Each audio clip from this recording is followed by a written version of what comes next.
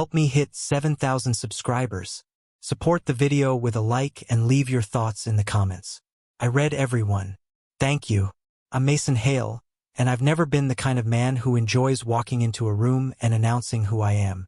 Maybe it's because I grew up around people who believed real power didn't need a microphone. My father used to say, if you have to tell them you're important, you probably aren't. So even after becoming the majority owner of Hale and Bristow Consulting, a mid-sized firm with more influence than most people realize, I kept my name away from the employee-facing side of the company.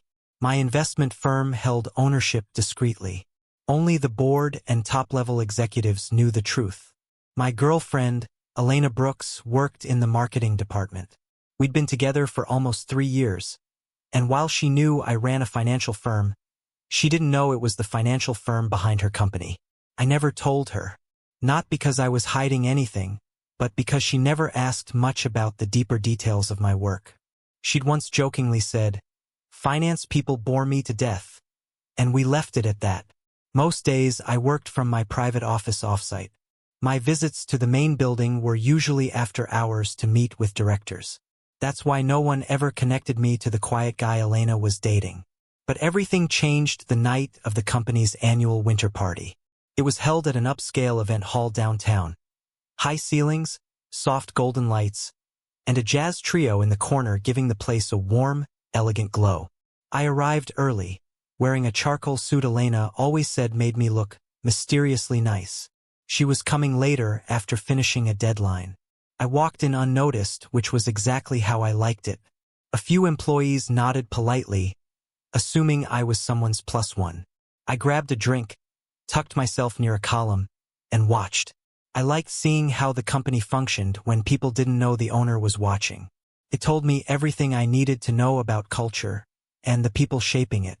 Then the crowd shifted, laughter rolled across the room, and in walked Elena's boss, Callum Drake. I had never seen him in person, only in board reports. But there he was, tall, overly polished, perfectly styled hair, and confidence that bordered on smugness. He greeted people with a handshake he clearly thought made him look powerful. The kind of man who talks loudly so no one forgets he's in the room. A few minutes later, Elena arrived. She looked stunning in a navy dress, her auburn hair curled loosely around her shoulders. She gave me a warm smile when she saw me, but before she could reach me, Callum intercepted her with a hand on her arm that felt a little too familiar. "There you are, superstar," he said. "You clean up well. Didn't expect you to bring anyone, though." She straightened politely. "This is Mason, my boyfriend." Callum turned his gaze toward me, giving me a quick up and down scan. His eyebrows lifted slightly, amusement flickering in his eyes. "Boyfriend?" he repeated, as if the word itself was an insult. "Ah, that explains the modest suit." It wasn't modest. It was tailored Italian wool. But I didn't correct him. Elena shifted uncomfortably. "Callum, please." "No, no," he interrupted loudly, waving a dismissive hand. "I'm sure he's a nice guy. We all need balance in our dating life, right? Someone simple. Someone without high-pressure goals." A few people nearby turned toward us. Some smirked. Others looked away awkwardly. He leaned closer to Elena, lowering his voice just enough that he thought I wouldn't hear. "You could have told me he was coming. I would have introduced you to someone more fitting." Her cheeks burned red. "Callum, stop." I stayed silent. My instinct was to walk away, not because of embarrassment, but because the moment you defend yourself to a man like him, you've already given him exactly what he wants. But Callum wasn't done. He clapped a hand on my shoulder, harder than necessary, and said loudly, "Don't worry, buddy. I'm sure Elena will help you network. Maybe you can hand out business cards or something. People here love hobby businesses." The laughter from nearby employees stung, not because it mattered what they thought, but because Elena's eyes looked mortified. She opened her mouth to defend me, but Callum cut her off again. "Relax," he said. "I'm just having fun.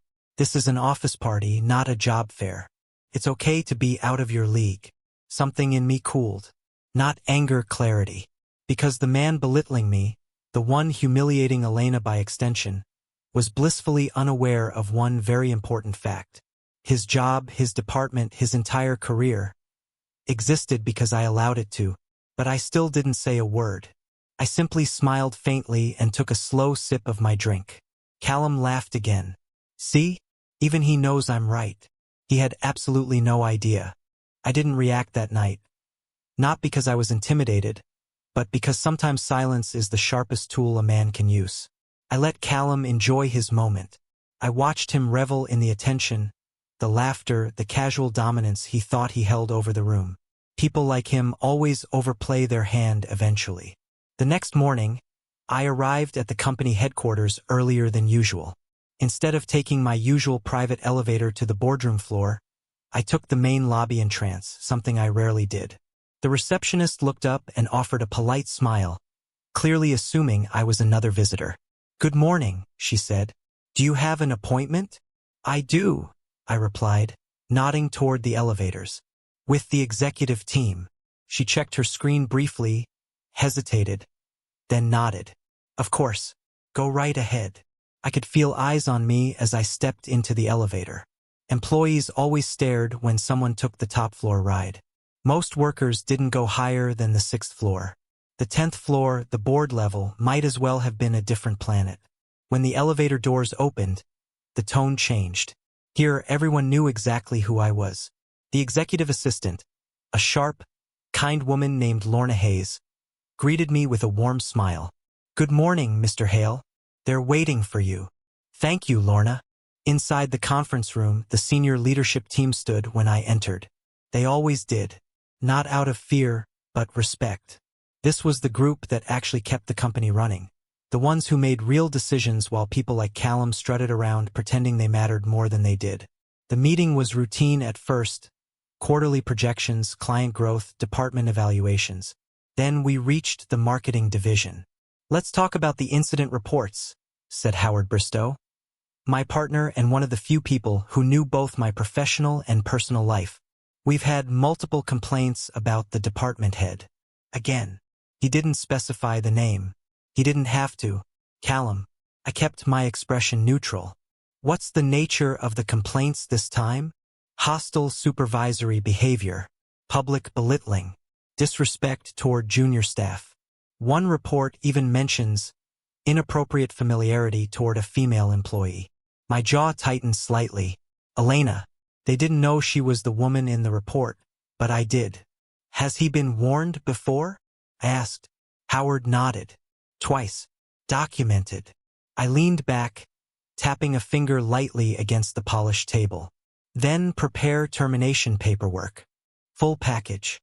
Effective immediately." There wasn't a whisper of disagreement. They all knew I didn't make impulsive decisions. And they all knew what a toxic manager cost a company. Far more than his salary. Howard cleared his throat.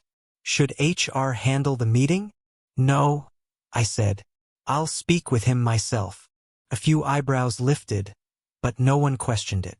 When the meeting ended, I took the elevator down, not to the lobby, but to the 7th floor. The marketing department. A floor that buzzed with energy, colorful mood boards, and people walking quickly with coffee cups. When I stepped off the elevator, everything went silent. Executives rarely came down here. Owners? Never. Callum was in his glass-walled office, leaning back in his chair while 2 junior designers stood uncomfortably across from him. Even from a distance, the dynamic was obvious. He was talking down to them. I walked toward him. One of the designers, Mila, as I later learned, noticed me first. Her eyes widened, and she nudged the other. They straightened nervously. Someone whispered, "Is that?" Then fell silent. Callum finally noticed the shift in the air. He turned, saw me standing in his doorway, and smirked. "Oh, it's you," he said, waving dismissively. "If you're looking for Elena, she's in the break room. Employees only, though. This area isn't for guests." The designers stared at him like he'd lost his mind. I stepped fully into the office, closing the door behind me. "Mason," he said, rolling his eyes. "I'm in the middle of something. This is a workplace, not whatever you think it is. I'd appreciate it if you didn't hover around distracting staff." We have deadlines, you know. I studied him for a long, quiet moment. Then I replied, Callum, do you know who I am? He scoffed. Elena's boyfriend. The guy from last night.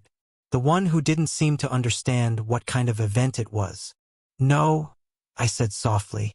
I'm the owner of this company. The color drained from his face so fast I almost felt sorry for him. Almost. What are you talking about? He stammered. Hale, I said calmly. As in Hale and Bristow. I'm Mason Hale, majority shareholder. Your boss's boss's boss. And as of this morning, the person who just approved your termination. He opened his mouth, but nothing came out. I continued, my voice steady but not unkind. Your behavior last night wasn't the reason, but it revealed something important, how you treat people when you think no one of value is watching. Unfortunately for you, someone was. He swallowed hard, eyes darting around the room like he was trying to wake up from a bad dream. You can't be serious. I am, I said. Effective immediately, your access is revoked. Security will escort you to collect your things. He stared at me, trembling with a mix of anger and disbelief. This is insane, he murmured. No, I corrected, turning toward the door. This is accountability. When I walked out, the entire floor seemed frozen. Every face was watching, not with fear but with something like relief. Elena appeared from the break room at that moment, her eyes widening when she saw me. Mason, what are you doing here? I offered her a gentle smile. Just clearing up a misunderstanding. She looked at me, then at the stunned employees, then back at me. Mason, she whispered. What did you do? Something, I said. That should have been done a long time ago. And the truth settled between us. Quiet, steady, undeniable. Respect, once given freely, must never be taken lightly. Not by bosses, not by partners, not by anyone.